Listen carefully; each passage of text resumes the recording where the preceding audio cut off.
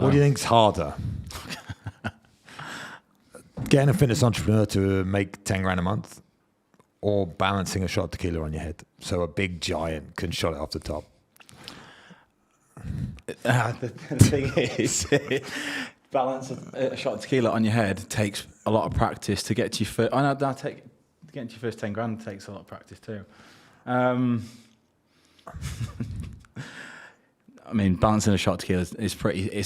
Underestimate how hard it is, bro. I was extremely impressed. And also, you've got to take into consideration the environment you're in.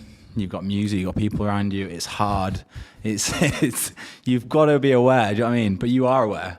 That's why I think that's why you were ready for it. Yeah, you got to be like zoned in. You know what I mean? You got to be able to block out the outside noise, real focus. Yeah. I mean, I don't think I could do it. Yeah, good core. Yeah. Years of practice to get there. Yeah. I think I could probably do it, but I don't know anyone that could do a shot off my head. Was I stood on a chair?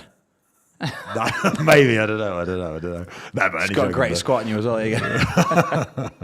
But I saw you this morning in the gym. So even though traveling all over the world, doing your thing, starting businesses, running multiple businesses now, you still find time to get to the gym because your physique is what got you where you are, if you want to put it that way. Yeah, I mean, it's like having breakfast. I have to go. Yeah, I don't want to go.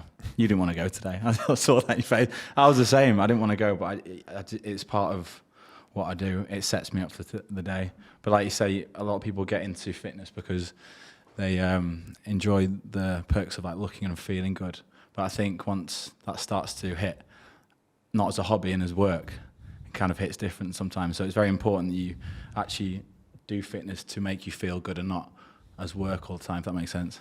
Yeah, I mean, for me, I had quite a different journey, obviously, through fighting. And I only trained anything ever in my whole life to be able to beat the shit out of someone. That's all I cared about. Killer. Yeah, to kill someone. Yeah. Kill or be killed.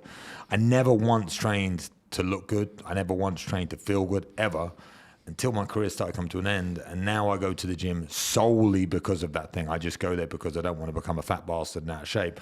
But it's so difficult, I find it sometimes. So obviously a lot of people come to you with advice about how do I stay motivated in the gym and all that stuff. But for me, I just think I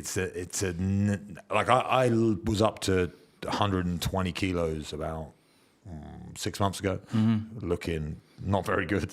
I'm down a little bit now. I was at like 24% body fat. Now I'm like 19. Goal is to get back to 12. When I was fighting, I was 8. So but that's all because of the distractions in the world that have hit me from giving up fighting, moving into business, trying to make money, which is a big stress in your life. I've got a family. So what advice do you give to people to keep them grounded and keep them moving forward for the gym? What, to stay focused and stay in shape? People overcomplicate it. That's what winds me up a little bit.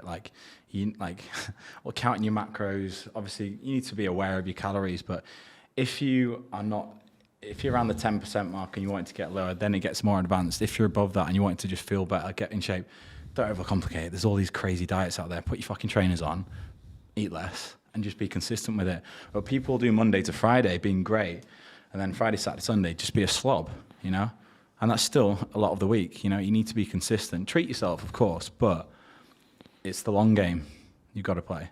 But people, they're too inconsistent with the small daily tasks. It's lots of small things that build up. It's not like one huge movement. And when people do these big 8-week transformations, like bodybuilders especially, they'll do it and get in amazing shape, but then they yo-yo throughout the year, which again isn't healthy. But if you want longevity and to feel good, just do small stuff every day. Yeah, well, that's what we did. In fighting, my friend used to say that fighting was like an eating disorder with violence. Because we'd spend 3 months, especially me, I used to fight 84 kilos. Wow. As 6'6", the tallest middleweight in the world. And I used to drop 14 kilos in 24 hours in water. Fuck off. Yeah, it was horrible. How? Sweating a lot. So we used to do, my weight cut would consist of basically not eating and drinking for 24 hours, but I'd also then do sauna sessions and training in the sauna. No, you don't. That's what old school. That's how you die. That's literally how you die. But that's what you used to think old school. You need some activity in the sauna. But if you're at 100 degrees, you don't need any of that. It's like I would submerge myself in hot water and put in Epsom salts, and so you'd relax and you would sweat. But a lot of it came down to the pre-weight cut, which was like water loading.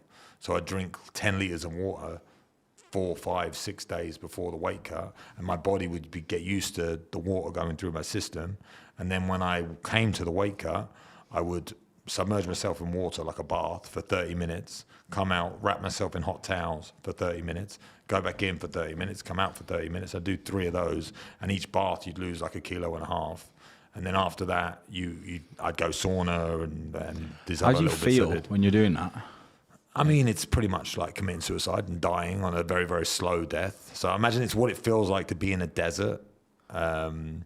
By choice. By choice. And then you rehydrate, and then you have a cage fight the next day. So it wasn't the... What do you put back on as soon as you've done your weigh-in? I would, I fought 84 kilos. I would start the weight cut at 95 kilos. And when I fight, I would be anywhere between 96 and 97 kilos. So I would be 15 kilos heavier than I was supposed to be when I was fighting. See, that in itself's nuts, like the stress. But the problem is, the guy I'm doing it, fighting, he's doing the same thing. Is that the same? I mean, not to the same, I was high end of the percentages.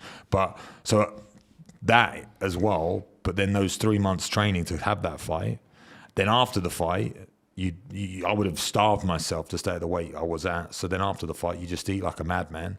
And like you said, yo-yo. Like you go from my weight, which I would just become a fat mess. And then I'd still always train, all that sort of stuff. But you see that with the fighters now, it's completely unhealthy. But that's the difference between the level of what you're doing compared to like if you just want to maintain a good physique. It's small stuff. You don't need to do all that, you know. That's what you're doing, is to be at the highest level of what you do, to kill someone. Yeah. So you've got to do it. But what's interesting what you said there, like, so I played a lot of rugby since I was like 6 until I was like 21. I wanted to, a lot of people who I went to school with went on to play for England. I was playing for Newcastle University, and you kind of get offered the chance if you want to keep taking it seriously. But then you've just gone to university. I've just like started to grow up, fill out a little bit. Alcohol, you meet girls, and it's just like, it was more just to like start to look good, where you kept your head down, went into professional fighting and kept doing that. And I feel a lot of people, when they get to a certain age, they'll stop doing that sport at that level, and that they go down the route that I went down. My career all went down like a nightlife life. It was just out all the weekend, and it was just to look good, the training. That's how it all kind of started. But as you get older, you realise that's less important, and you want to do it to feel good. I think it's short-lived. Oh yeah. But it's also a pretty good time for a short amount of time, I'm sure, when you look like you do and you're like on the beach, ripped out your mind, and you're just walking down the like you said, with Mike and the boys, and you've got like a gang here. It's kind of like when we're fighting, we're all tough guys, hanging out together. You go into a club or you go anywhere, you get attention instantly. I can't imagine what it's like looking like you guys and walking into a club. I'd never want to stand next to Mike.